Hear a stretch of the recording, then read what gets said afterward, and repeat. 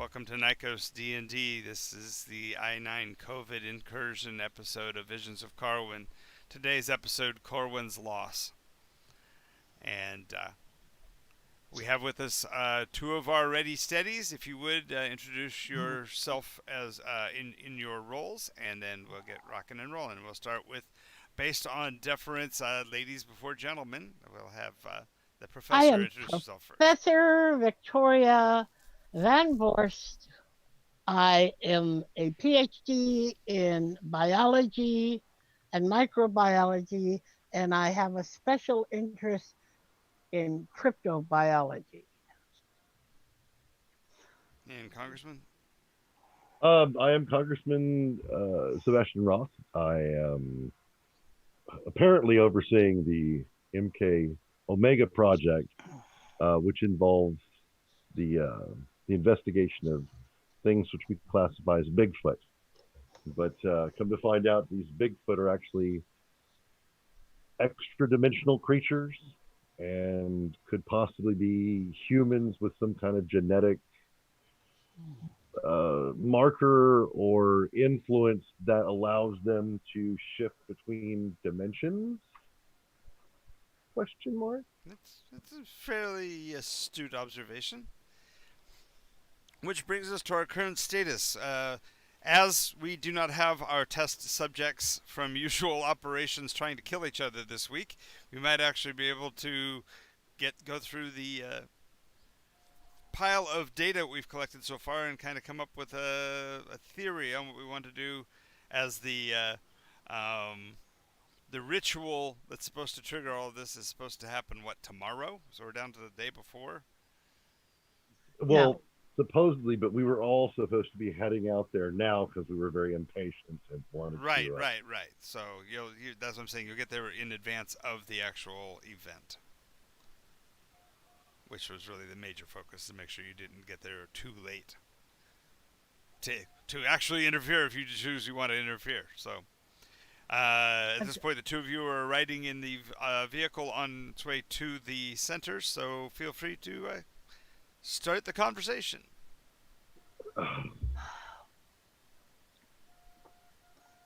I'm armed with antibiotics and painkiller. I'm armed with the power of the U.S. government.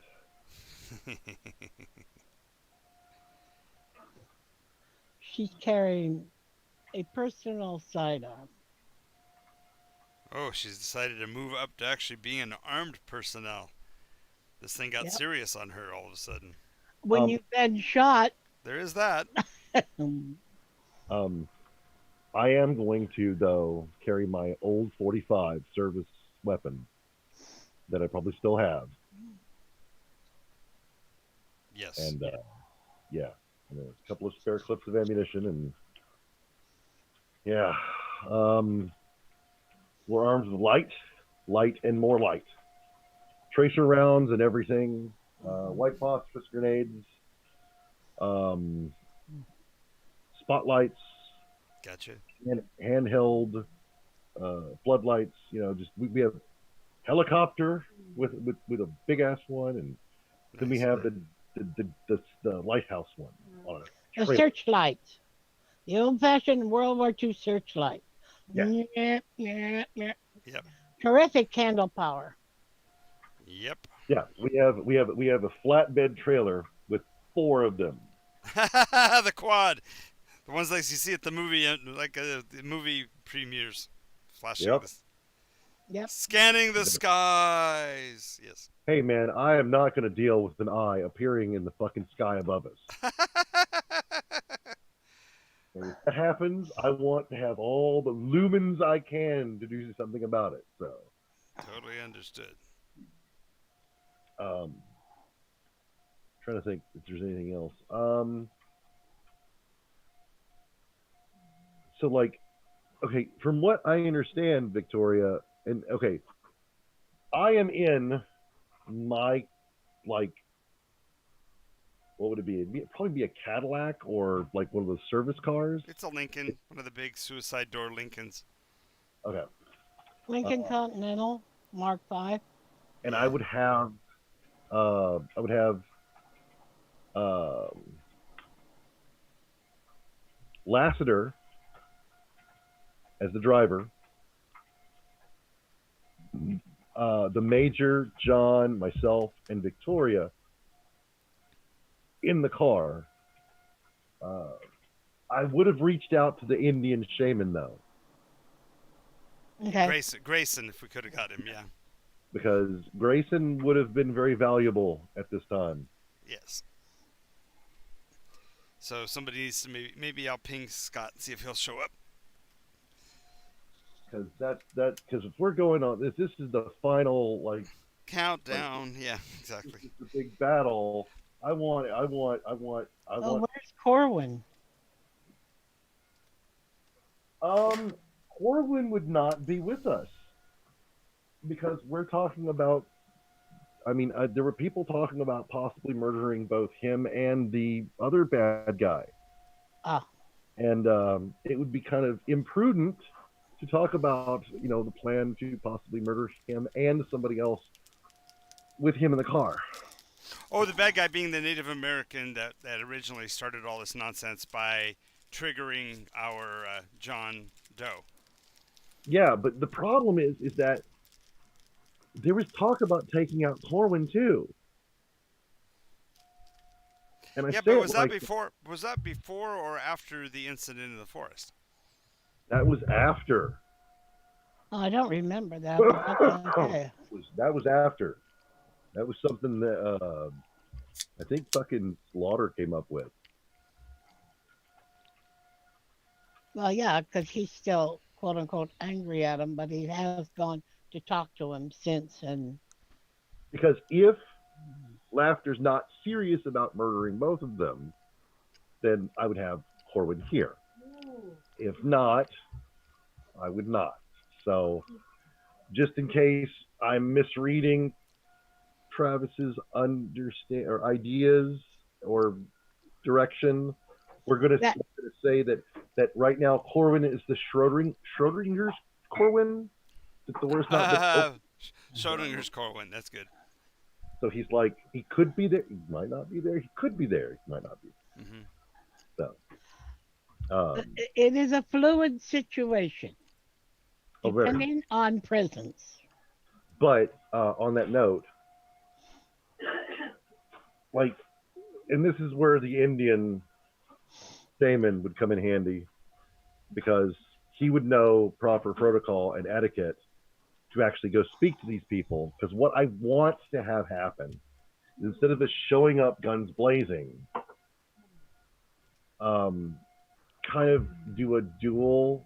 Like, we're showing up because the Indian shaman said that we could record these important Native American rituals for posterity, Right.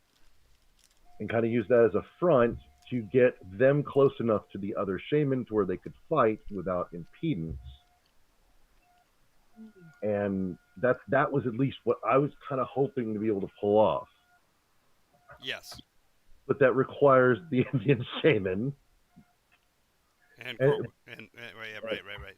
Well, as far as that's concerned, we can certainly assume that he will be there. I've sent a message to Scott to see if Scott will actually be able to show.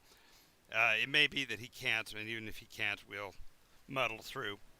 Okay. But we can assume that you will have some, that he may have already done the legwork to get the paperwork at least in order. Okay. So, because remember, the only person that we know of that may be onto you at all would be that shaman, but we don't think that he necessarily knows about it because he triggered John months ago. And doesn't know that John saw him, really. Right. And could remember him well enough. Right. Okay. So, but is there any theoretical discussion you guys want to have before we actually get there? Now, we know that the two fought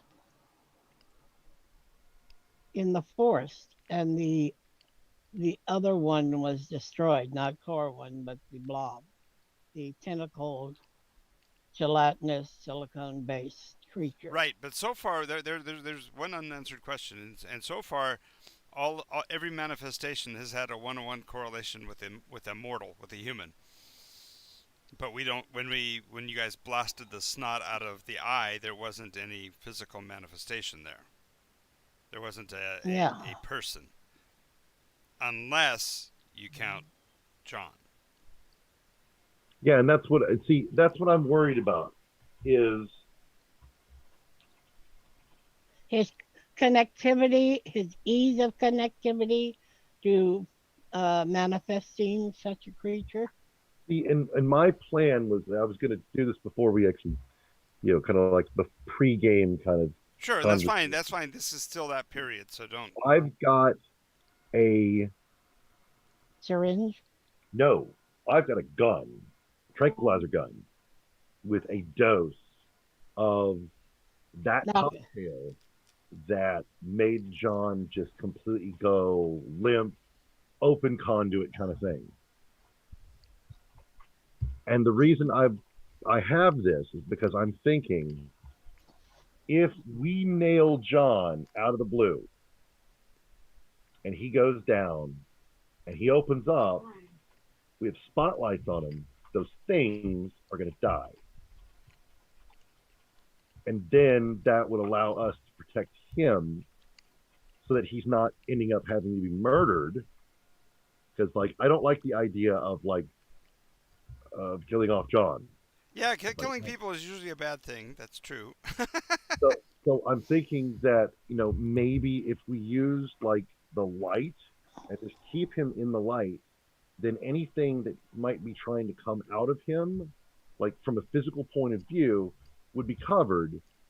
And then when the eye shows up, we've got all the lights galore, because then it would probably manifest like it did in the forest. Or am I not? Is that rational? did it manifest in the forest or did it come out of John? Couldn't have come. The light was in the forest. The light was never directly associated with John physically, but it never has, except for that second time when he was in the room by himself and indoctrinated himself, Yeah. inoculated, injected himself, whatever. When he willfully went to sleep. And that's what I want to do. Is I have two guns. This is it two. Well, actually, I have a gun and I have a syringe. Nice. That's better. And the syringe is for John that I'm just going to give to him. I'm going to say, if you ever feel you need to just channel all this shit out of you, we have spotlights. We're a safe enough distance away from this. If something else doesn't manifest somewhere else, we have the necessity and the means to deal with it. I think it's always best to explain to the person that might be subjected to some degree of Yeah, if you're going to putting them into hazard. physical pain, if I'm going to shoot you, I need you to know it. That's why I say I'm giving him a syringe, is that way he has the means to do it himself, and I have the tranquilizer in case he doesn't. Not just in case he doesn't, but also if he does, and I still have that tranquilizer, and there's still a fight going on with some shaman, I'm going to shoot the shaman with the tranquilizer. Okay. Yes, I believe in justice. It should be, though I don't know what sort of justice we can get on somebody who triggers an interdimensional creature, and I don't think you could have a normal trial. Well, I mean, and that's no, why sometimes there's expediency. It's still law, but it might not be in the legal system. Yeah, I don't think there's anything in the books about charging people with interdimensional channeling or anything. Yeah, or endangering the United States. I'm thinking of that scene in Ghostbusters when Dan Aykroyd goes, "By the authority vested in me by the city, state, and county of New York, I order you to desist from all parapsychological and dimensional interference in this nation." Or as Iron Man put it, "The country is closed. This world is closed." Just going back where you came from. There's a do not enter. Mm-hmm.